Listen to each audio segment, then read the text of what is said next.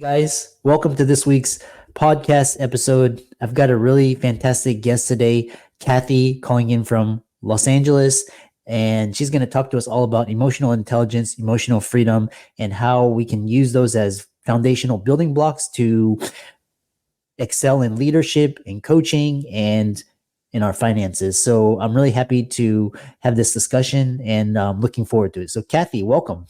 Thank you very much for having me. I appreciate that, Christopher. Yeah.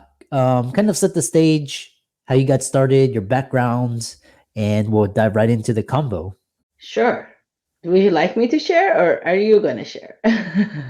Well, the podcast is all about you. Okay. It's your time to shine. Sure. Sometimes people have my bio, so that's why I wanted to make sure. I come from a tech background, so I am an engineer, and I worked for corporate America for 15 years in engineering and technology, and I enjoyed my ride tremendously while I was there and going up the ladder. And about in 2018, I shifted gears after I had a health challenge, and that allowed me to see the world in a different light. And I started my own company, which focuses on coaching and advisory for leaders, especially those leaders in tech, product, and engineering. Yeah. Yeah, I love that. Really interesting. You alluded to this way of life having you kind of not forcing, but kind of telling you to slow down. But how learning to slow down enhances decision making? Kind of set that stage. Ah, that's a really good question. Let me tell you and the audience something that will benefit them tremendously, which is you cannot become a good decision maker if you're not able to slow down your mind and thinking.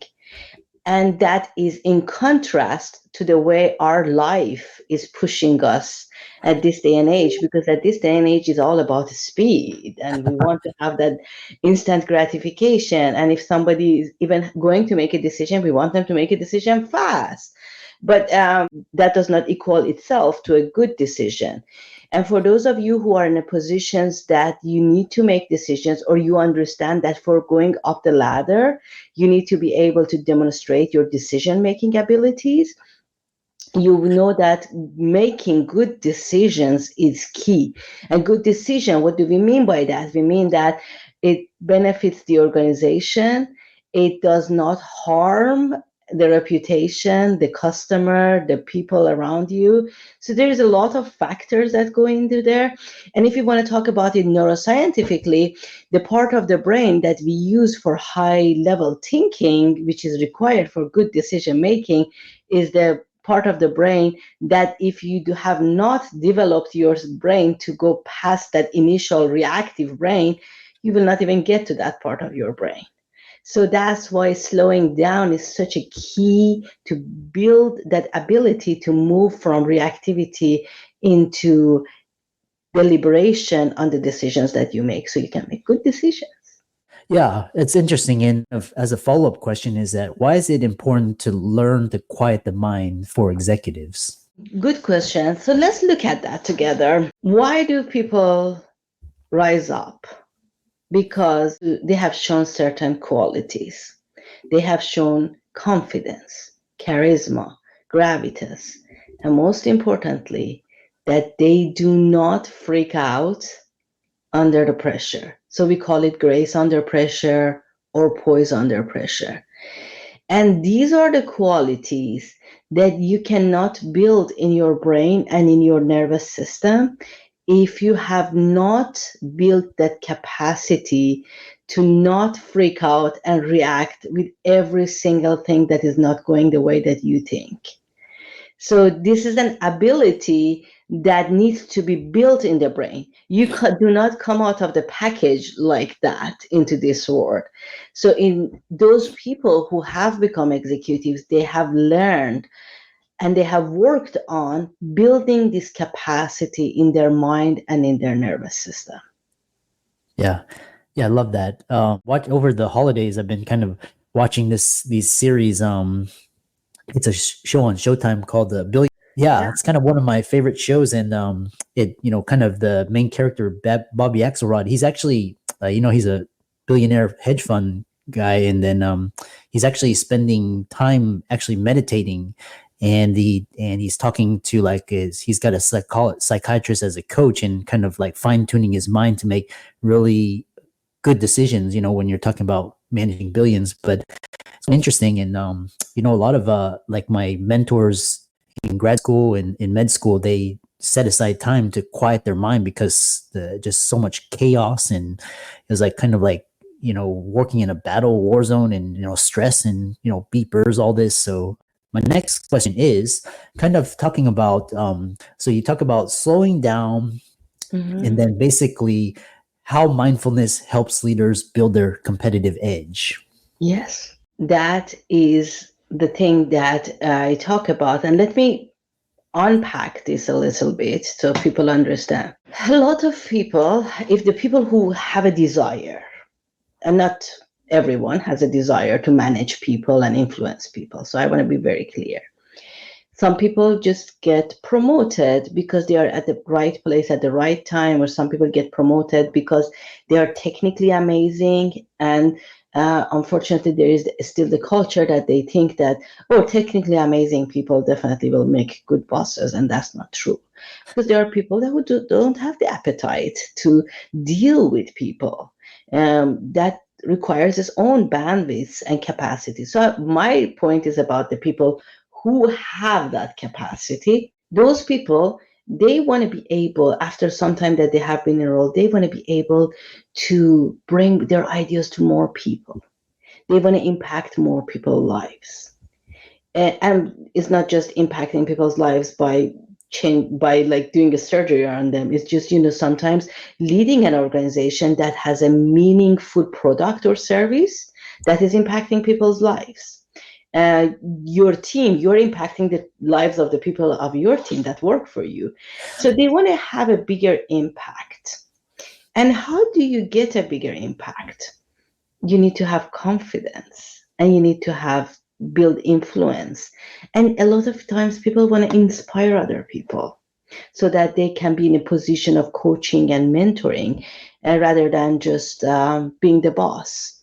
So how do you go about that desire is a key point. A lot of people ask me, how do I build my executive presence? That's a really big key. How do you build the presence? Because presence is something that we feel. It's not something that tangible that you go and buy off the shelf, right? I haven't seen that story yet. So you need to build that.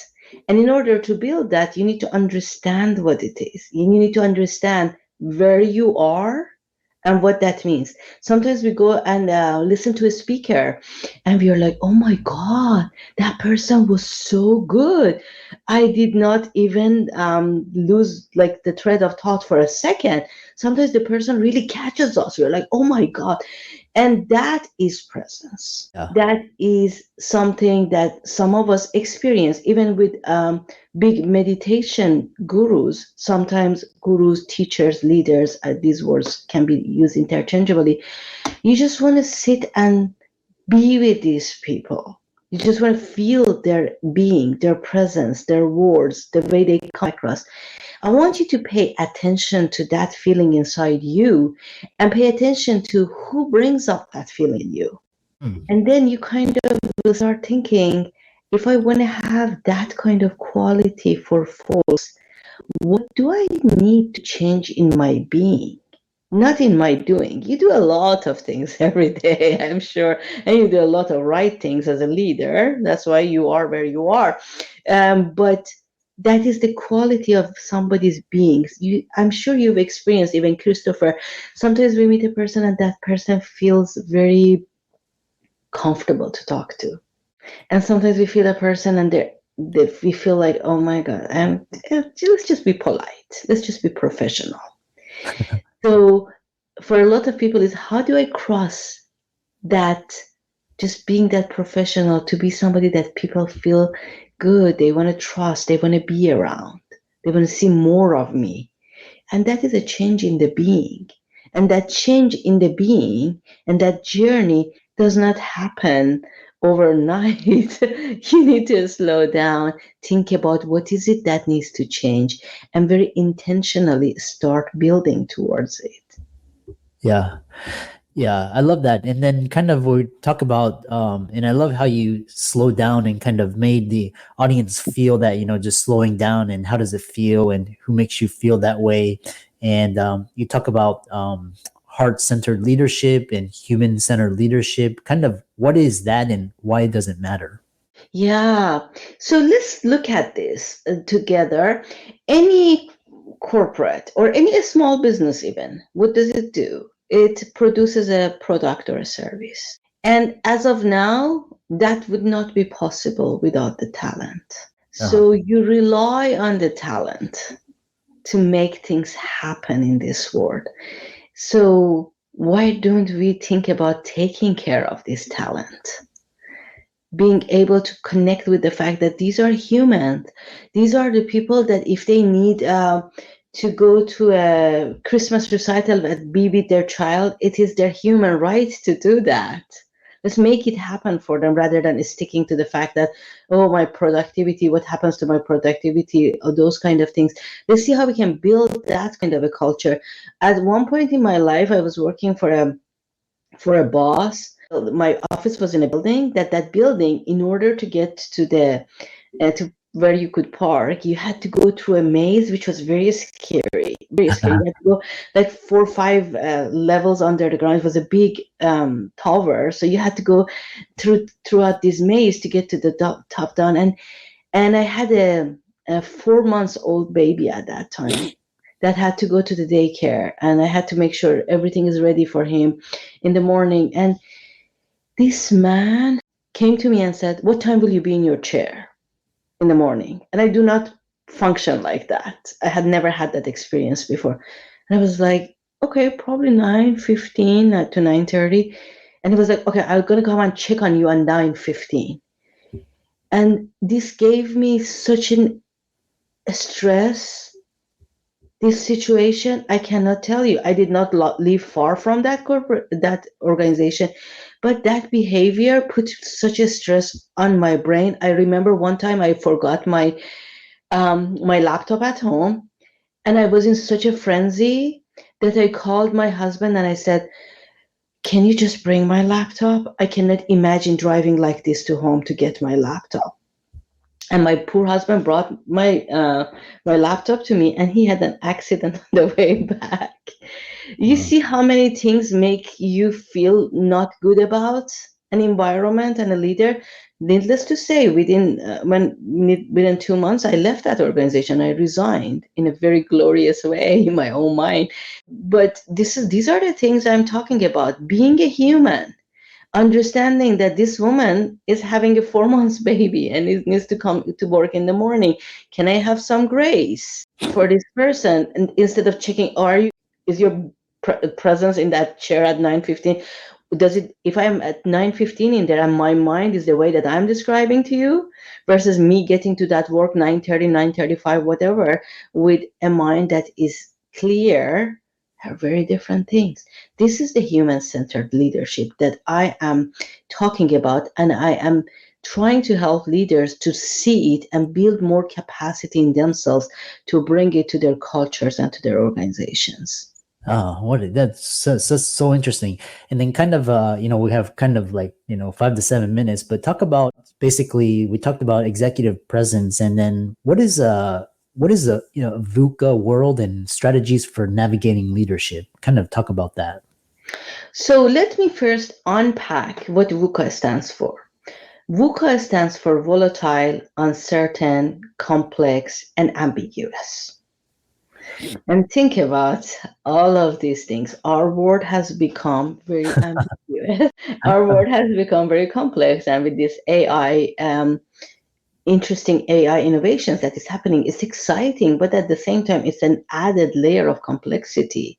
How do we catch up? How do we accommodate that to ourselves? How to deal with the emotions around that? And there's a lot of uncertainty as a result.